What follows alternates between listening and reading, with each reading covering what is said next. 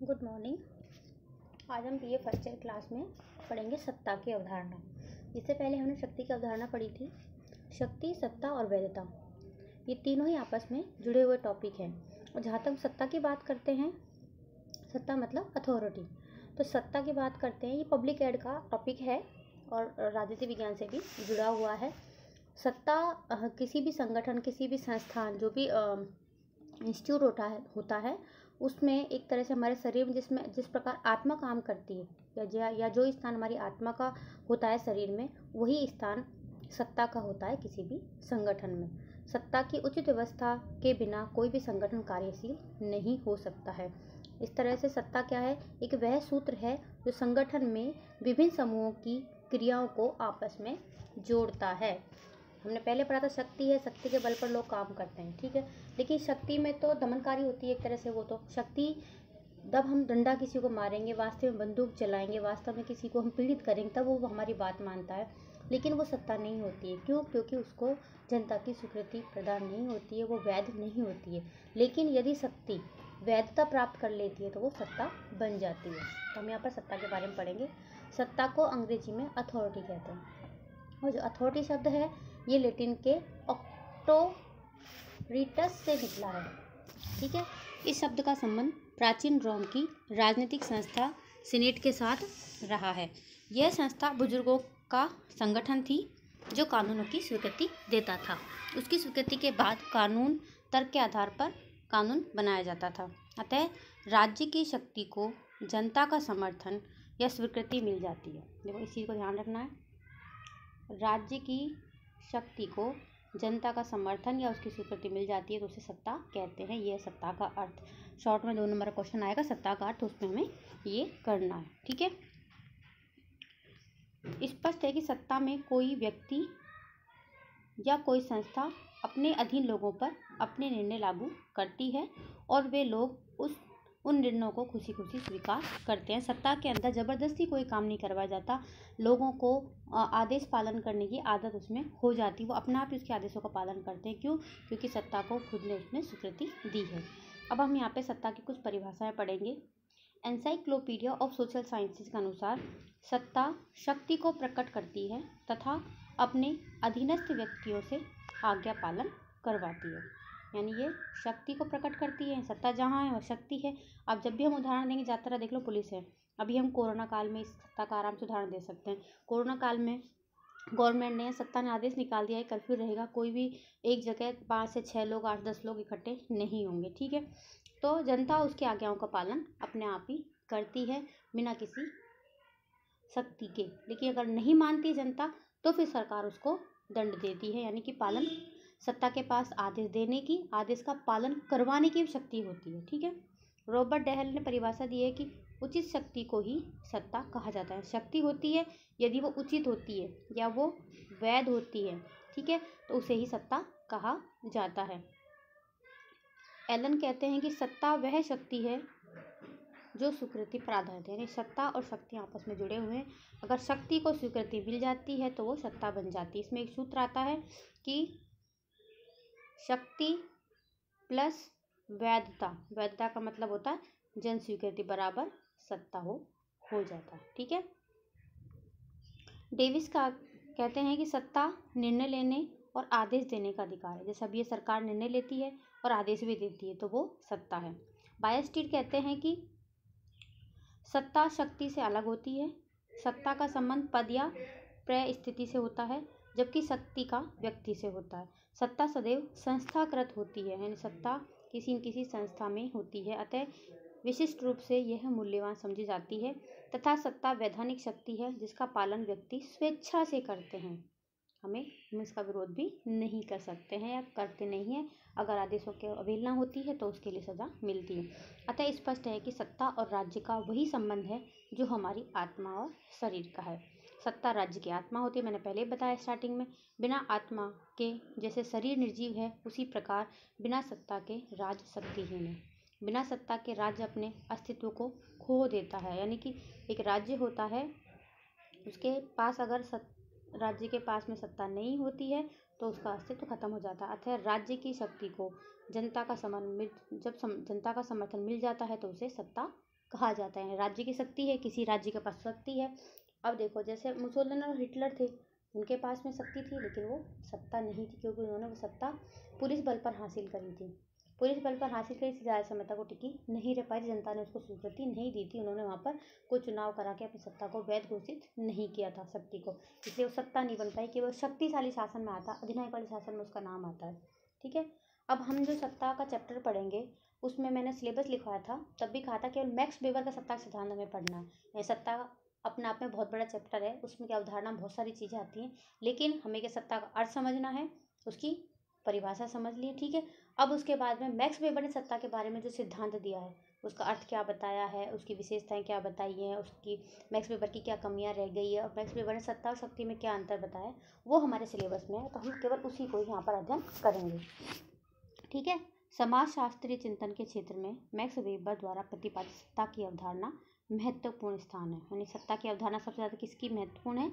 Max weber की। Weber की अवधारणा मौलिक, यानी खुद ने दिए, इसने कहीं से लिए हैं।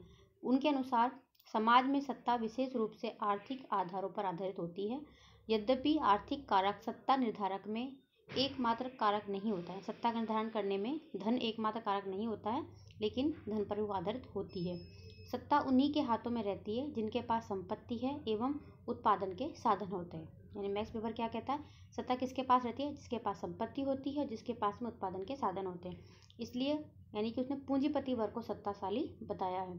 पूंजीपति वर्ग उत्पादन के साधना एवं मजदूरों की सेवाओं पर अधिकार पाने का प्रयत्न करते हैं, और मजदूर भी अपने श्रम के बदले अधिकाधिक अधिकार पाने का प्रयत्न करते हैं। सत्ता के द्वारा ही पूंजीपति मजदूर की स्वतंत्रता को खरीद लेता है। यानी कैसे खरीदता है? मजदूरों से काम करा के, और उसे श्रमिक पर एक विशेष प्रकार का अधिकार प्राप्त हो जाता है। इस प्रकार संक्षेप में आर्थिक जीवन में एक स्थिर एवं संस्थागत अर्थव्यवस्था समाज में कुछ विशिष्ट वर्ग को, यानी कई विशिष्ट वर्ग को सत्ता एवं अधिकार प्रदान करती है।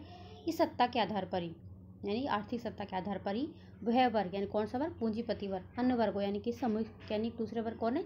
श्रमिक वर्गों पर अपना प्रभुत्व रखता है और उन्हें उनसे उचित परिस्थिति धारण करता है। ये किसने कहा है? मैक्स वेबर ने। अब मैक्स वेबर ने सत्ता की क्या विशेषताएं बताई हैं? ठीक है, मैक्स वेबर ने सत्ता की जो विशेषताएं बताई हैं, उनमें पहली विशेषता है कि सत्ता शक्ति का एक रूप है। यानी सत्ता शक्ति का ही एक रूप है। सत्ता शक्ति का एक रूप है। शक्ति को जब सामाजिक, वैधानिक, सांस्कृतिक मान्यता मिल जाती है तो सत्ता के रूप में प्रकट होती है। सामाजिक, वैधानिक और सांस्कृतिक मान्यता कौन प्रदान करता है? उसको जनता प्रदान करती है। ठीक है, उसके आधार पर वो सत्ता बन जाती है। तो पहली विशेषता क्या हुई? शक्ति का एक रूप है। दूसरी है कि सत्ता संस्थागत होती है। सत्ता संस्थागत होती है। संस्थागत का मतलब जानते हो कि सत्ता संस्था में रहती है। सत्ता हमेशा संस्थागत होती है, यानी किसी एक व्यक्ति में नहीं होती है। सत्ता के सभी प्रकार, नियम, कार्य प्रणालियाँ, रीति रिवाज, प्रथाएं, परंपराएं, मान्यता आदि से मुक्त होते हैं। सत्ता के जितने प्रकार हम बताते हैं, जितने प्रकार होते हैं, वो उसके ऊपर कोई नियम, कार्य प्रणाली, रीति रिवाज, परंपराएं, मान्यता आदि लागू नहीं होती हैं। इसलिए सत्ता कभी भी व्यक्तिगत नहीं होती, यानी किसी एक धर्म से, एक रीति रिवाज से, परंपराओं से वो संबंधित नहीं होती है। ठीक है, सत्ता परिस्थिति से संबंधित होती है, यानी किसी पर्टिकुलर स्थिति से संबंधित होती है। सत्ता का संबंध कभी भी विशिष्ट व्यक्ति से नहीं होता, जैसे हमने ऊपर ही बताया है, विशिष्ट व्यक्ति से नहीं होता है। वह परिस्थिति से संबंधित होती है। जो व्यक्ति उस परिस्थिति पर आरूढ़ होता है वह सत्ता का प्रयोग करता है। परिस्थिति का मतलब यहाँ पे हो गया पद, सीट, कुर्सी, जिसको हम बोलते हैं ना। प्रधानमंत्री कोई व्यक्ति नहीं होता है, प्रधानमंत्री की पोस्ट होती है। उस पोस्ट को जो भी व्यक्ति धारण करता है वो प्रधानमंत्री की शक्तियों का प्रयोग करता है। कॉलेज में प्रिंसिपल कोई पर्टिकुलर व्यक्ति नहीं होता, प्रिंसिपल की पोस्ट होती है। उस पोस्ट पर जो बैठता है वो प्रिंसिपल के सारे काम करता है। ठीक है, तो वो पावर प्रिंसिपल की उस कुर्सी के पास होती है। विशेष अधिकार शक्तियाँ। सत्ता एक विशेष अधिकार शक्ति है। सत्ता पर आसीन व्यक्ति को उस पर से संबंधित विशेष अधिकार एवं शक्तियाँ प्राप्त होती हैं। इन शक्तियों एवं अधिकारों का प्रयोग वह संस्थागत तरीके से ही कर सकता है। सत्ता का एक निश्चित क्षेत्र होता है। सत्ता का एक निश्चित क्षेत्र होता है।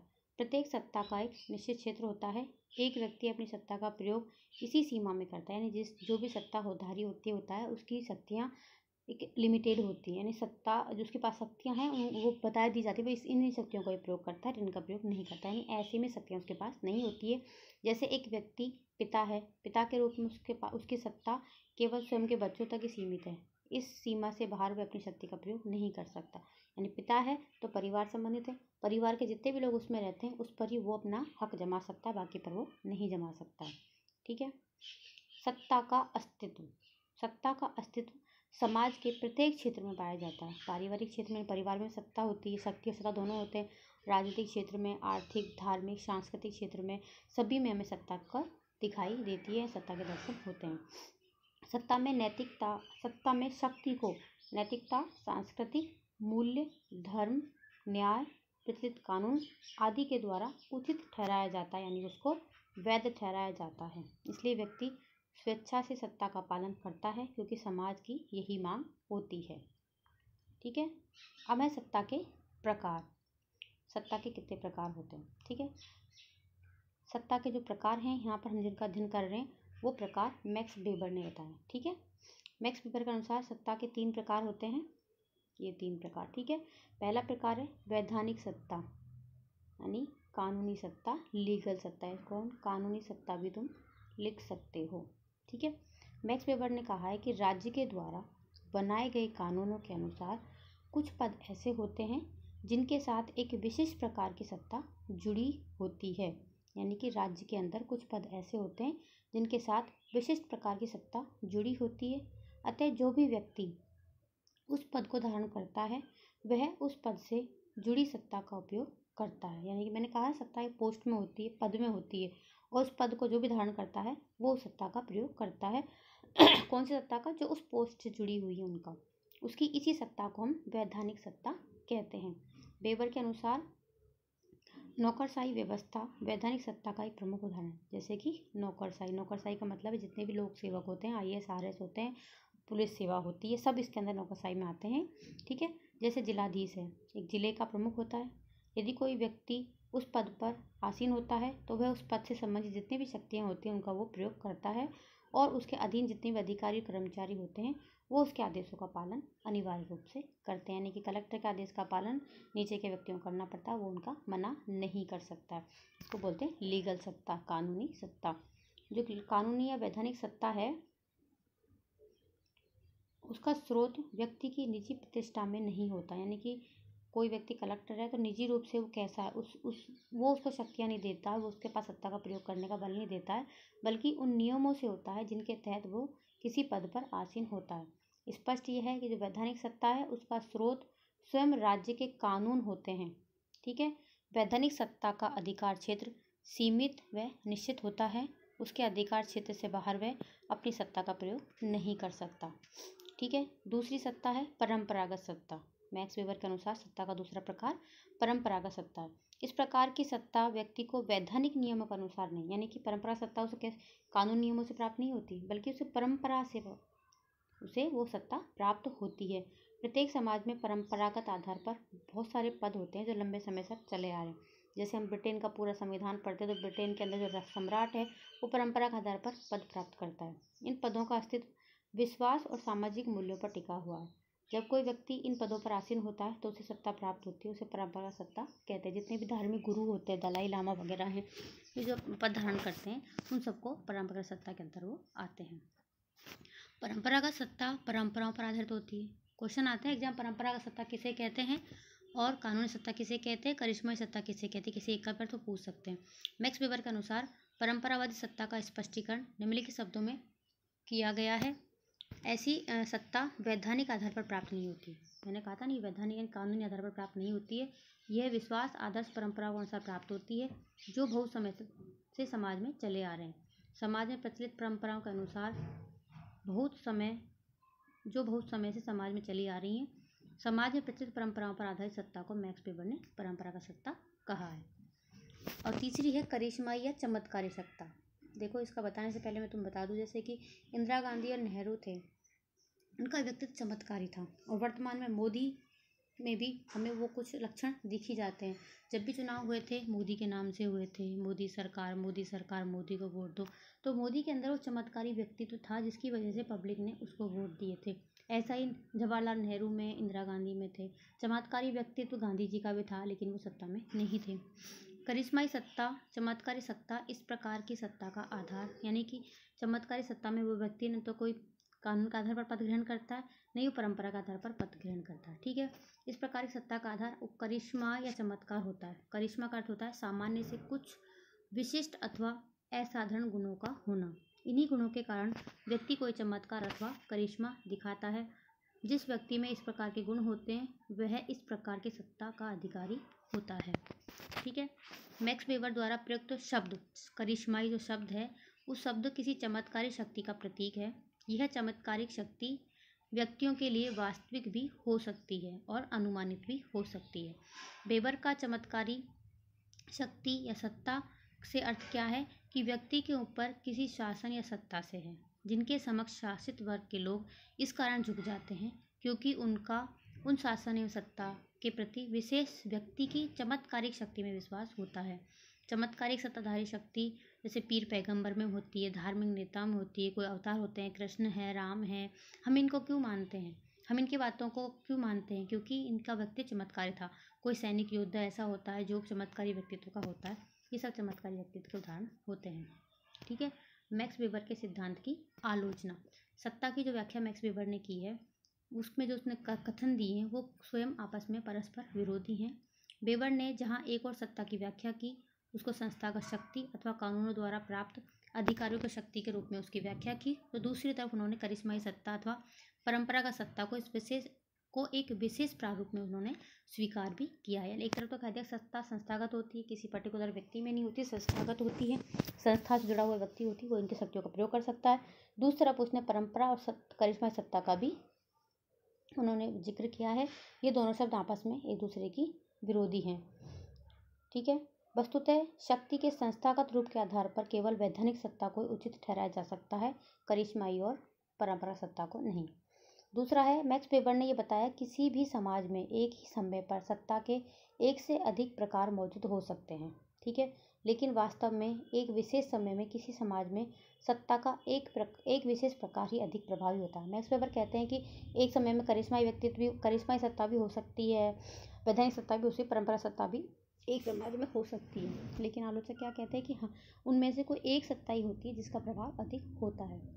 आधुनिक समाजों में केवल वैधानिक सत्ता ही प्रभावित नहीं है, बल्कि ऐसे समाजों में कुछ नेता अपने आप को करिश्माई सिद्ध कर सत्ता प्राप्ति में सफल होते हैं, जैसे कि हमारे मोदी महाराज हैं। अब एक क्वेश्चन आता है एग्जाम में, शक्ति और सत्ता में क्या अंतर है? क्योंकि शक्ति और सत्ता दोनों चैप्टर हमारे सिलेबस में, तो इनका क्वेश्चन ये भी आ जाता है, लेकिन निबंधात्मक नहीं आएगा।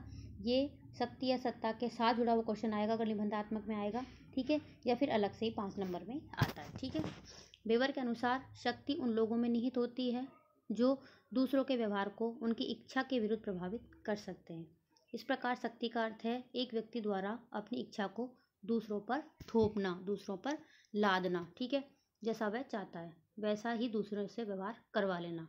जब इस शक्ति को वैधानिक स्वीकृति मिल जाती है तो वो सत्ता हो जाती है, सत्ता उसे कहते हैं। ठीक है, पहला अंतर मतलब ये तो स्टार्टिंग है, अंतर आएंगे भी। सत्ता और शक्ति के बीच में जो अंतर है वही है, शक्ति बल पर जबकि सत्ता नियमों पर आधारित होती है। शक्ति में बल होता है, उस पर आधारित होती है, सत्ता में नियम होते हैं। सत्ता और शक्ति दोनों नियंत्रण स्थापित करते हैं। दोनों काम क्या है? पब्लिक को नियंत्रित करना है। इनके लिए दूसरा पक्ष होना जरूरी है। सत्ता और शक्ति में जो दूसरा पक्ष होता है उसको एक पक्ष नियंत्रित करता है, परंतु शक्ति का आधार बल है। कई बार हानि पहुंचाने की भावना भी शक्ति में निहित होती है। शक्ति निर्णयों को बलपूर्वक लागू करवाती है। इसके विपरीत सत्ता में नियमों व कानूनों के आधार पर निर्णय लागू किए जाते हैं। शक्ति में दबाव या दमन निहित होता है, जबकि सत्ता सहमति पर आधारित होती है। अब आता है शक्ति वैध और अवैध हो सकती है, लेकिन सत्ता हमेशा वैध होती है। शक्ति वैध भी हो सकती है, अवैध भी हो सकती है, लेकिन सत्ता के साथ ऐसा नहीं होता, वो हमेशा वैध ही होती है। जैसे कि सैनिक विद्रोह करके एक जनरल तानाशाह बन सकता है और जनता अनिच्छापूर्ण उसके शासन में रहती है, यानी जनता नहीं चाहते हुए उस राज्य में रहती है, तो ऐसी स्थिति में उसके पास शक्ति होती है परंतु सत्ता नहीं होती, क्योंकि जनता ने उसको अपने ऊपर शासन करने की स्वीकृति नहीं दी है। मजबूरी वश उसके आदेशों का पालन करती है, लेकिन जब उनको जनता को लगता है कि मजबूरी खत्म हो गई तो वो उनका विरोध भी कर देती है। परंतु सत्ता नहीं, क्योंकि न तो उसे जनता का समर्थन प्राप्त है, न ही संविधान द्वारा उसको मान्यता प्राप्त है। इसके विपरीत जनता द्वारा निर्वाचित राष्ट्रपति के पास सत्ता भी है, शक्ति भी है, क्योंकि उसे जनता का समर्थन भी प्राप्त है, संविधान की मान्यता भी प्राप्त है। ठीक है। तीसरा अंतर है, शक्ति दूसरों के व्यवहारों को प्रभावित करने की क्षमता है। शक्ति दूसरों के व्यवहारों को प्रभावित करने की क्षमता है, जबकि सत्ता दूसरों की स्वीकृति प्राप्त करने की क्षमता है। यानी कि जो अधीनस्थ लोग होते हैं, हमारे जो दूसरा पक्ष होता है, उसको प्रभावित करती है शक्ति, तो सत्ता उनसे स्वीकृति प्राप्त करती है। शक्ति दूसरों के अन्यों के व्यवहार को प्रभावित करने की क्षमता है, अर्थात शक्ति के द्वारा व्यक्तियों को अपनी इच्छा अनुसार चलाया जाता है, उन्हें वही कार्य करने के लिए बाध्य किया जाता है जो हम चाहते हैं। जबकि सत्ता दूसरों की स्वीकृति पाने की क्षमता है। सत्ता में जबरन निर्णय लाने की आवश्यकता नहीं पड़ती, क्योंकि लोग उन निर्णयों को अपना आप स्वीकार करते हैं और उनके अनुसार स्वेच्छा से आचरण करते हैं। जैसे हम लोग आजकल कोरोना के कर्फ्यू के चक्कर सरकार ने जो आदेश दिया, सत्ता ने हमें आदेश निकाले हैं, उसके तहत हम लोग घर में पड़े हैं, स्कूल कॉलेज बंद है, तो हम इनका विरोध भी नहीं कर रहे हैं। ठीक है। सत्ता में विवेक का अंश होता है, शक्ति में विवेक नहीं होता है। विवेक जो होता है केवल सत्ता में होता है, शक्ति में वो नहीं होता। सत्ता का मूल तत्व विवेक है, क्योंकि सत्ता में विवेक के आधार पर अपने विचार, विवेक का मतलब बुद्धि, सोच, हम सोच समझ के कोई काम करते हैं, के आधार पर अपने विचारों से जनता को सहमत कराया जाता है, अपनी योजनाएं लागू की जाती हैं, जनता द्वारा स्वीकार करवाई जाती हैं, धन और बल के द्वारा नहीं। इसके विपरीत शक्ति में दूसरों के व्यवहार को अपनी इच्छा अनुसार ढालने का प्रयास किया जाता है। इसके लिए उचित और अनुचित हर प्रकार के हथकंडे अपनाए जाते हैं। लोगों से केवल बात मनवाना होता है। ठीक है। जैसे गुंडे लोग होते हैं, तुमने पिक्चरों में देखा होगा कि जो विलन होता है वो अपनी बात मनवाता है, किससे? साथ में हमेशा गुंडे ले घूमता है, उनसे मार पीट कर बात मनवाता है, तो वो सब शक्ति होती है। विवेकशील प्रयास शक्ति का मुख्य तत्व है। उनके पास में बुद्धि नहीं होती है, उनके पास केवल शक्ति होती है, ताकत होती है, उससे अपनी बात वो मनवाते हैं। ठीक है। उचित शक्ति ही सत्ता है। रॉबर्ट डहल का कथन है, उचित शक्ति यानी जो वैध शक्ति होती है वही सत्ता का नाम उसको दिया जाता है।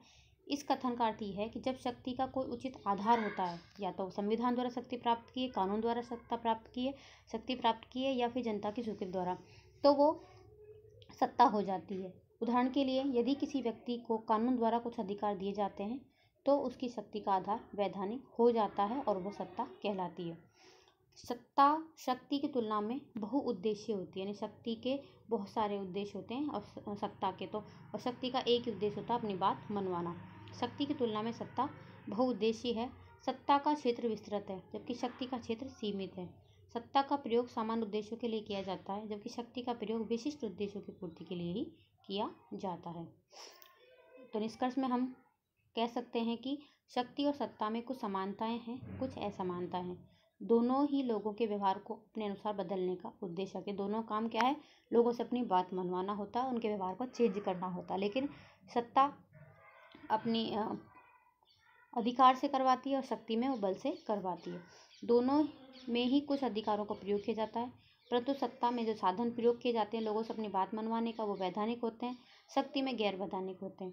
सत्ता में अधिकारों के अधिकार का जो प्रयोग किया जाता है वो उचित होता है, तो शक्ति में अनुचित होता है। संक्षेप में कहा जा सकता है कि सत्ता में शक्ति भी निहित है, परंतु शक्ति में ये आवश्यक नहीं है कि उसमें सत्ता के तत्व भी हो। यानी कि सत्ता में तो शक्ति होती है, ठीक है, लेकिन शक्ति में सत्ता नहीं होती है, जरूरी नहीं होता। ठीक है। तो ये जितने भी मैंने तुम्हें ये नोट्स बनाए हैं, दिए हैं, इनको लिख लेना आराम से चला के स्लो करके वीडियो को, तो ये सारे लिखने में आ जाएंगे। ठीक है। इनसे एक क्वेश्चन पूरा हो जाएगा कंप्लीट कि सत्ता की अर्थ को स्पष्ट करते हुए मैक्स वेबर के सत्ता सिद्धांत का वर्णन कीजिए। ये इसका क्वेश्चन है और वो ऐसे ही इसमें आ जाएगा। ठीक है। आज के लिए इतना ही, फिर दूसरे टॉपिक के साथ फिर आएंगे। Thank you.